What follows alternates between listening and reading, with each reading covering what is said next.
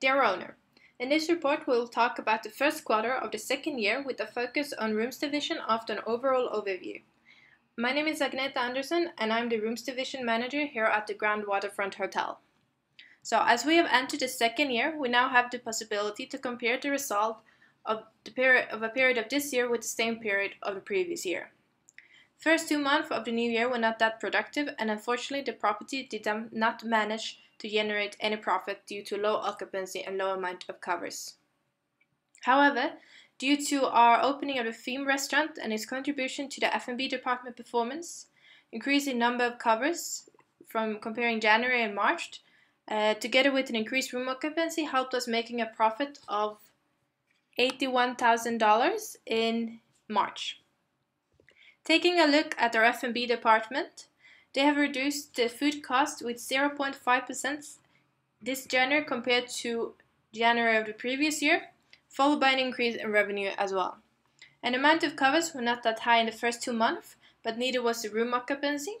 And the opening of theme restaurant, as I mentioned before, helped increase the amount of covers for March, as well as the F&B department's revenue. And the HR department has also contributed to the overall cost reduction, as the cost of staff training is lower this quarter compared to previous quarters. A main aspect of this is our low employee turnover rate, and that reduces the amount of required training and thus the cost. Now moving on to the rooms department.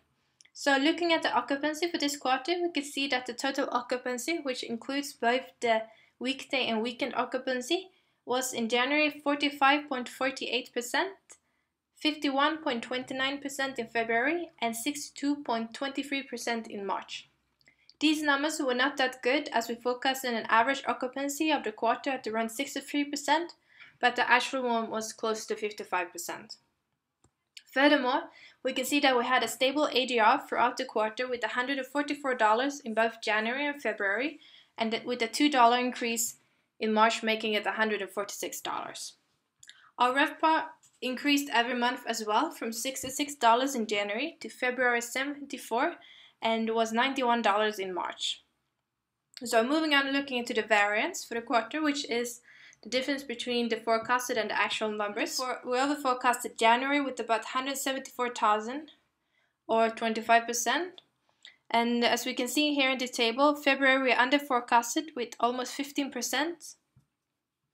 And in March we forecasted room revenue of $558,000, where the actual number was $702,000, and under forecast of 25.8%. And when instead looking at what channels our customers use when booking their stay with us, in this table we can see that the most popular booking channel is direct, which means the customer books directly with us. That holds almost 50% in all the 3 months, followed by OTA, online travel agents, which has a stable amount of percentage around 25%. The yellow line represents regular travel agents, which is spending between 18 and 20% throughout the quarter. And below the 10% mark we can find people booking through Tour and OPAC. And looking at the market segmentation, we can see with good measure that the blue one, which is business standard, is our biggest market segment, followed by lesser standard, which is the yellow one, the Republic one, which is corporate contract, and the pink, which is large group. And they have about the same amount of market size. So that was all for this quarterly report. I wish you a lovely evening.